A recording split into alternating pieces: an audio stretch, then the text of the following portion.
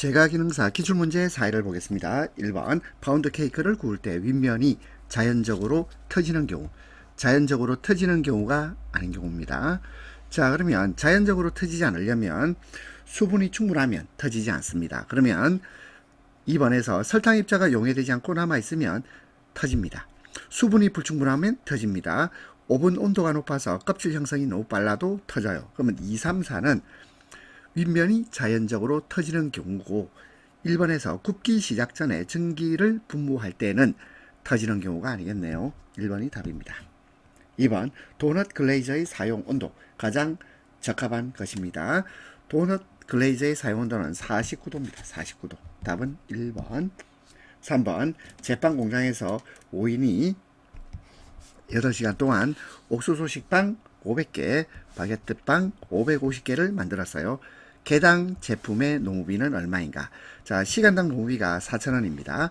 그럼 제가 동그라미 친 거 보세요. 5인 8시간 4,000원. 5인이 8시간 4,000원. 이게 뭐겠습니까? 5인이 8시간 동안 4,000원. 이게 총 농업비가 되겠죠. 그렇죠? 자, 이게 총 농업비가 되겠습니다. 총 인건비죠.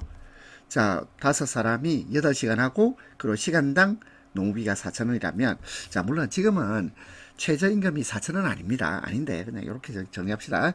자, 이거 정리해주세요. 5, 8, 40. 49배에다 4,000을 곱했죠. 그러면 16만. 총 농비는, 자, 16만원이 되겠습니다. 그리고 옥수수 식빵 500개, 바게트빵 550개. 그러면 요 빵의 개수는 몇 개입니까? 빵의 개수, 제품의 개수는요, 500 더하기 550에서 1050이 되겠네요. 총 50은, 자, 요는 총 생산 수량입니다. 총 생산 수량은 1050개. 그러면 개당. 자, 개당은 어떻게 구해야 됩니까? 개당은 전체 총 농업비에 대해서 총 생산 수량 1050을 나누어 주면 되겠죠. 그러면 16만원 나누기 1050 이렇게 보세요. 그러면 약 얼마가 나옵니까? 152가 나옵니다. 답은 3번. 4번 엔젤푸드 케이크 제조 시 팬에 사용하는 이형제.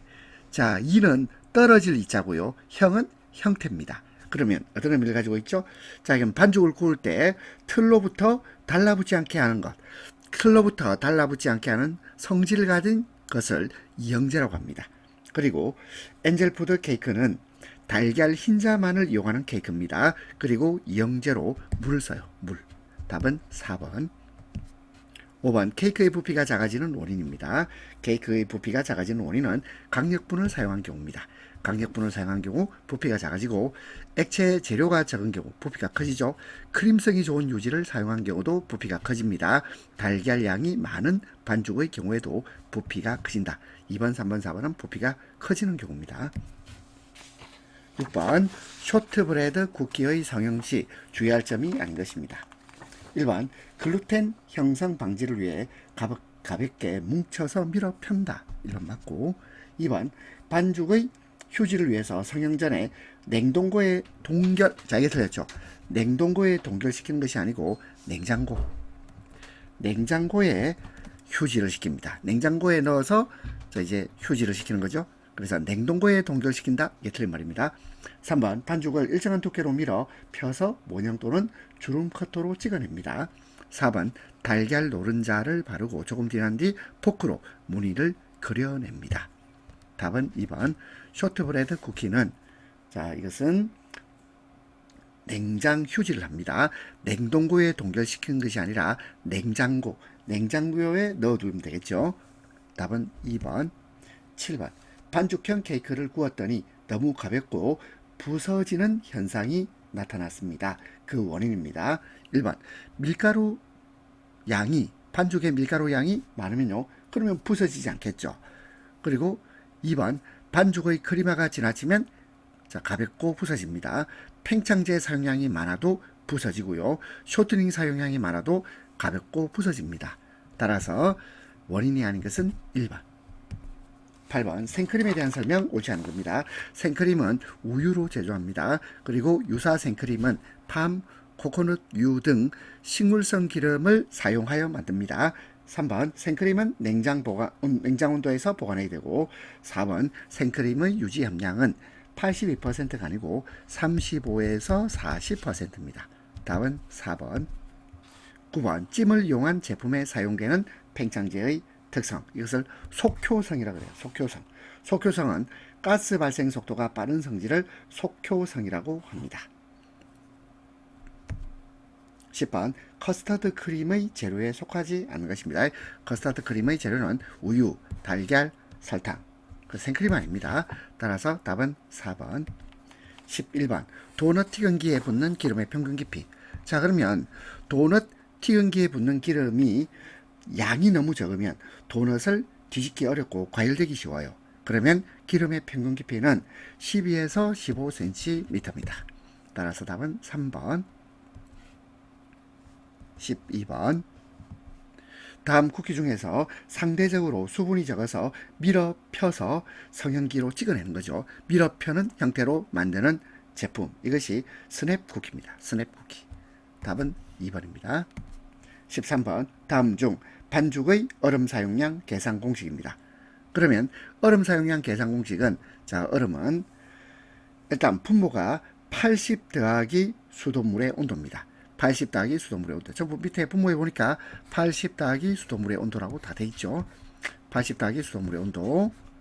그 다음에 분자는요. 분자는 물 사용량에다가 수돗물 온도에서 사용수 온도를 빼주는 것을 곱해줘요. 물 사용량 그리고 수돗물 온도에서 사용수 온도를 빼서 그 값을 서로 곱합니다. 답은 1번입니다. 14번 비중컵에 물을 담은 무게가 300g, 반죽을 담은 무게가 260g. 비중, 일단 비중은요, 공식이 어떻게 됩니까? 비중은 물분의 반죽, 물 무게분의 반죽 무게가 비중입니다. 그럼 여기서요, 컵의 무게는 제 빼야 되죠. 비중컵, 컵의 무게는 50g. 그럼 50을 빼야 돼요. 그러면 비중컵의 물, 자, 비중컵 더하기 물이 300이야. 그러면 비중컵이 얼마라고요? 50이죠. 그러면 물은 얼마입니까? 다 더해서 300이 되려면 물은 250. 그 다음에 반죽. 자, 반죽은요, 비중컵이 50이고 반죽을 담은 컵까지 포함해서 260이죠. 그럼 반죽은 210이 되겠네요. 그러면 물은 250, 반죽은 210. 자, 이거 정리하면 0.84입니다. 답은 3번. 15번 블렌딩법에 대한 설명 옳은 것입니다. 블렌딩법은 유지하고 밀가루를 먼저 믹싱하는 거죠. 유지와 밀가루를 먼저 믹싱합니다. 그래서 밀가루가 유지를 감싸게 되고요. 자, 그죠? 자, 감싸게 됩니다. 그리고 나머지 재료를 넣어주는 겁니다. 그러면 블렌딩법은 답이 4번이네요. 16번 일반적으로 작은 규모의 제과점, 소규모 제과점에서 사용하는 믹서를 수직형, 우리가 버티컬이라고 그러죠. 수직형 믹서라고 합니다. 답 1번. 17번 갖고 오는 빵을 식혀 상온으로 낮추는 냉각에 관한 설명으로 틀린 것입니다. 냉각, 1번 빵 속의 온도를 35도에서 40도씨로 낮추는 거지요. 그리고 상온으로 식히면, 그러면 곰팡이 및 기타균의 피해를 막을 수 있습니다. 절단 포장을 용이하게 합니다. 그리고 수분 함량은 38%입니다. 25%가 아니고 38%. 답 4번. 18번 식빵 제조 시 과도한 부피, 과도한 부피의 제품이 되는 원인입니다. 자, 이것은 소금이 부족할 때입니다. 소금량이 부족하면 발효가 많이 되죠. 부피가 커져요. 소금이 적으면 발효가 잘 되어서 부피가 커집니다. 따라서 답은 1번. 19번 원가 구성에서 직접 원가에 해당하지 않는 거예요. 직접 원가는 직접 재료비, 직접 노무비, 직접 경비 모두 직접 원가하고 관련됩니다. 그리고 판매비는 이것은 총원가를 구성합니다. 총원가를 구성하는 거지 직접 원가에는 해당하지 않습니다. 답 4번. 20번 냉동 반죽법에서 반죽의 온도를 낮추는 가장 주된 이유입니다. 반죽의 온도를 20도로 낮추죠. 낮추는 이유는 이스트 활동을 억제하기 위해서입니다. 답은 3번. 21번 성형 후 공정으로 가스 팽창을 최대로 만드는 단계입니다. 이것이 2차 발효입니다. 2차 발효. 22번 스펀지 발효에서 생기는 결함을 없애기 위해서 만들어진 제조법으로 아드미법. 자, 이걸 읽을 때 아드미라고 있습니다. 아드미법이라고 불리는 제빵법. 아드미는 미국 분유협회를 말합니다. 그래서 미국 분유협회가 개발한 방법입니다. 이것이 액종법이에요. 액종법. 답은 1번. 23번. 500g짜리 완제품 식빵 500개, 500g짜리 500개를 주문받았습니다. 그러면 완제품 무게 중량은 500g이 500개 있는 거죠. 그러면 25만 g입니다. 25만 g.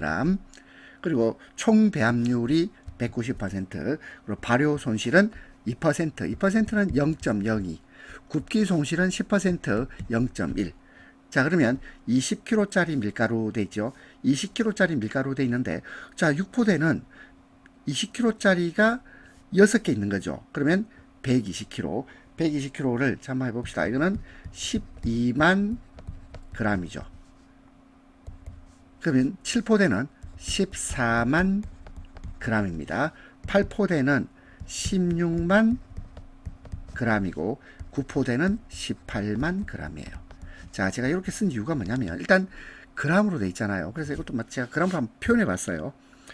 자, 그러고 나서 이제 생각을 해봅시다.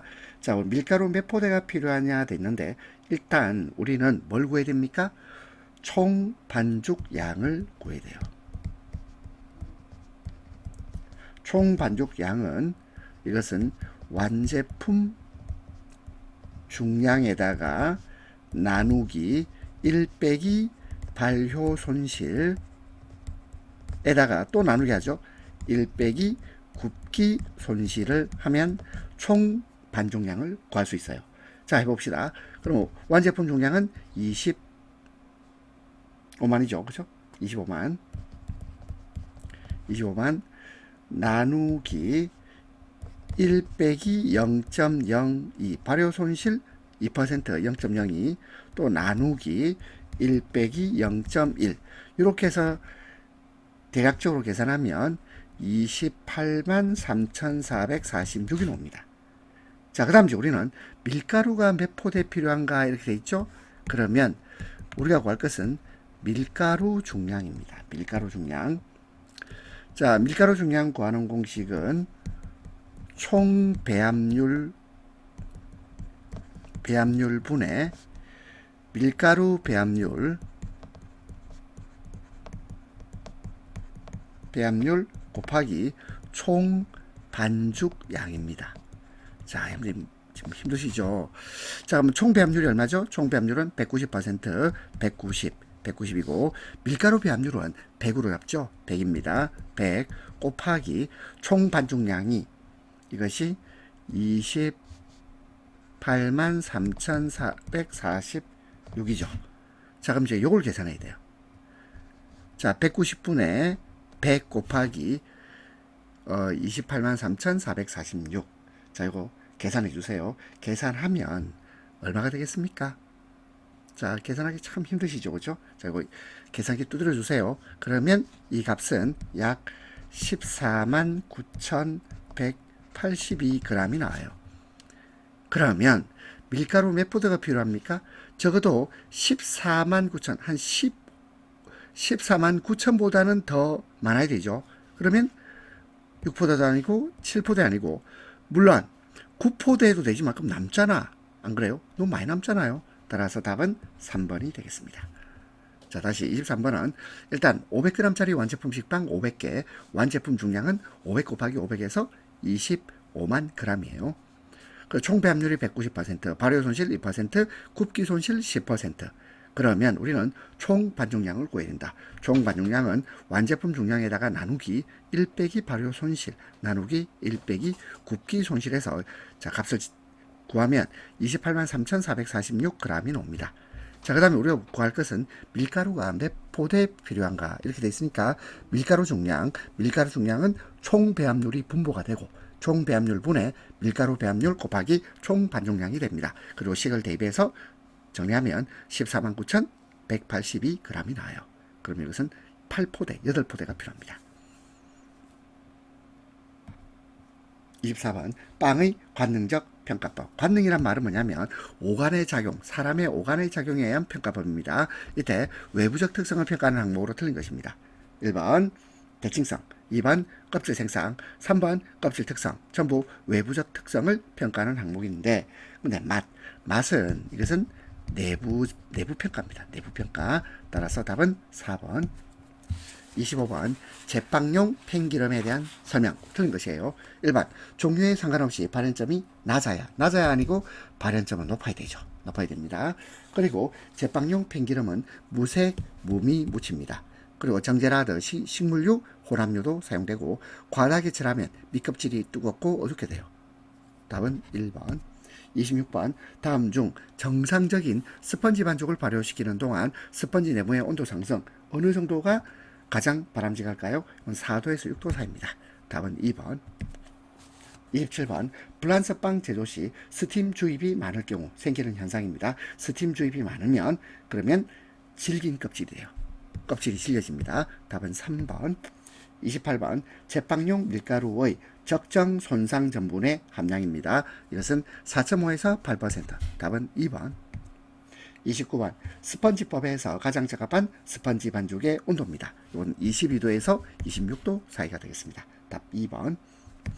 30번 빵 반죽의 송분할이라 기계 분할은 가능한 몇 분 이내로 완료하는 것이 좋겠습니까? 15분에서 20분 사이. 답 1번. 31번 튀김 기름에 스테아린을 첨가하는 이유에 대한 설명으로 틀린 것입니다. 1번 기름의 침출을 막아서 도넛 설탕이 젖는 것을 방지한다. 1번 맞고 2번 유지의 융점을 높입니다. 그 다음에 도넛에 설탕이 묻는 점착성을 높이는 것이 아니라 낮춥니다. 낮춘다. 4번 경화제로 튀김 기름의 3에서 6%를 사용합니다. 답은 3번. 32번 밀가루 25g에서 젖은 글루텐 6g을 얻었습니다. 자 그러면 우리가 지금 뭘 구해야 되냐면 일단 젖은 글루텐 함량을 구해볼 필요가 있습니다. 젖은 글루텐 함량은 밀가루 무게분의 젖은 글루텐의 무게 곱하기 100을 하면 젖은 글루텐 함량이 나옵니다. 자, 밀가루가 25죠. 그리고 그 중에서 6g을 얻었죠. 곱하기 100을 해주세요. 그럼 답은요. 값은 얼마입니까? 값은 24%가 됩니다. 그러면 자 이번에는 건조 글루텐 함량을 구할 필요가 있습니다. 건조 글루텐 함량. 그러면 건조 글루텐 함량 이게 뭐냐면 이것이 단백질 함량입니다. 건조 글루텐 함량은 젖은 글루텐 함량의 나누기 3이에요. 그러면 이 값은요 24에서 나누기 3을 하면 8이죠. 8%가 되겠습니다. 단백질 함량이 8%예요. 그러면 자 우리가 밀가루를 강력분 그리고 중력분 그리고 박력분으로 나눌 때 단백질 함량이 얼마인지에 따라서 구분하거든요. 강력은 11에서 13, 중력분은 9에서 12, 박력분은 7에서 9%. 근데 우리가 지금 여기서 보니까 이 밀가루는 단백질 함량이 8%죠. 8%. 그러면 박력분에 속합니다. 답은 1번. 32번이 좀 어려웠네요. 33번 아이싱 크림에 많이 쓰이는 퐁당을 만들 때 끓이는 온도입니다. 114도에서 118도인데 116도 이러면 되겠죠.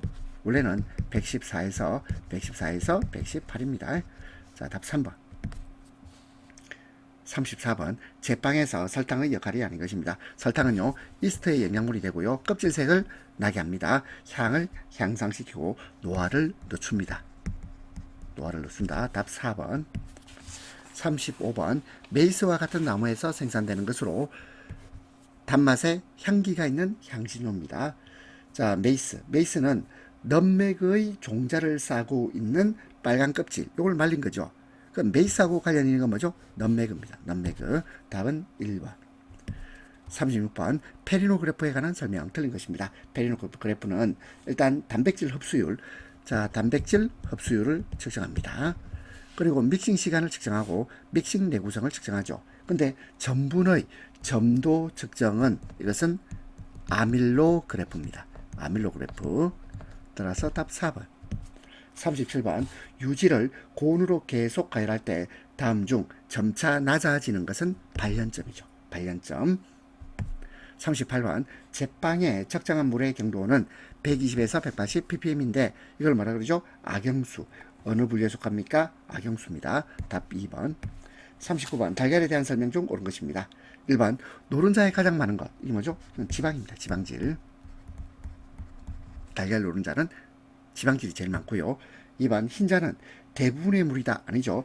흰자는 대부분이 뭐죠? 단백질입니다. 단백질.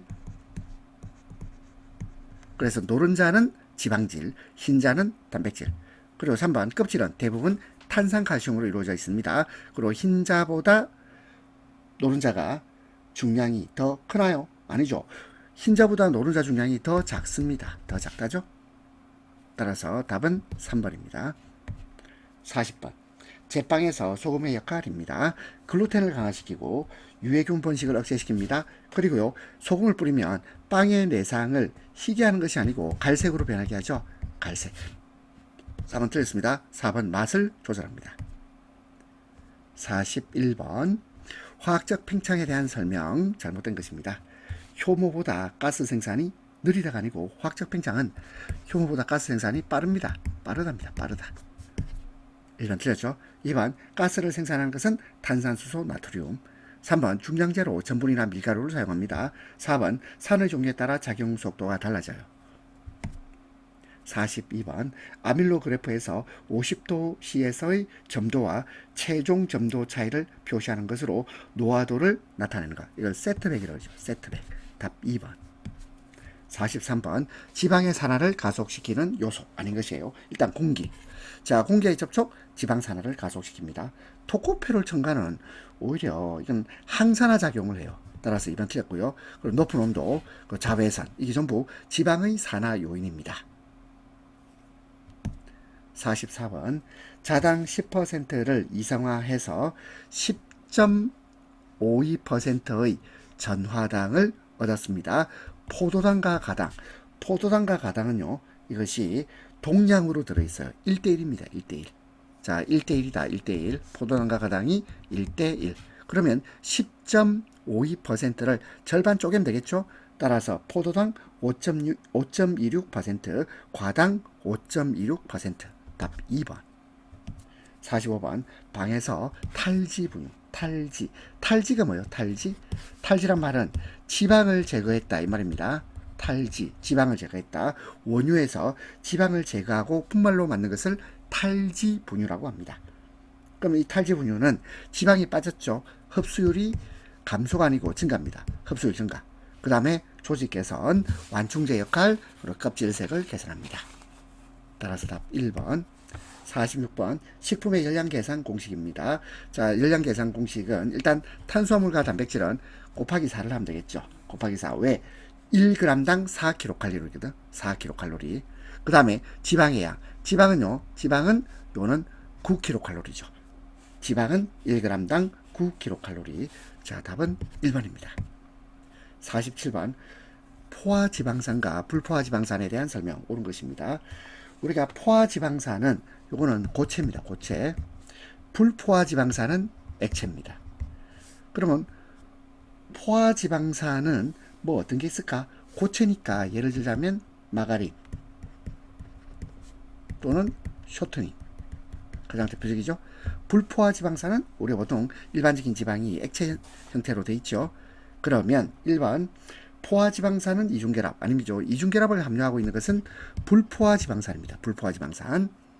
그 다음에 2번 포화지방산은 할로겐 수소 첨가에 따라 불포화될 수 있다. 이게 아니고 불포화지방산이 수소가 첨가되면서 포화될 수 있어요. 불포화지방산이 자 무슨 말일까요? 이 불포화지방산 요 액체 성분이 할로겐이나 수소가 첨가됨으로 인해서 특히 이제 수소가 첨가됨으로 인해서 마가린이나 쇼트닝이 될 수가 있겠죠. 3번 코코넛 기름.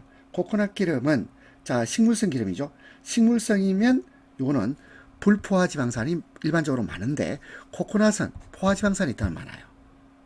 따라서 3번 틀렸고 답은 4번입니다. 48번 유용한 장내 세균의 발육을 왕성하게 하여 장에 좋은 영향을 미치는 이당류. 이게 유당입니다. 유당. 답은 2번. 49번 궤혈병을 예방하기 위해 어떤 영양소가 많은 식품을 섭취해야 할까요? 비타민C입니다. 2번. 50번 필수 아미노산. 필수 아미노산은 트레오닌, 이소류신, 발린. 근데 알라닌은 아닙니다. 답 4번. 51번 다음 중 병원체가 바이러스인 질병입니다.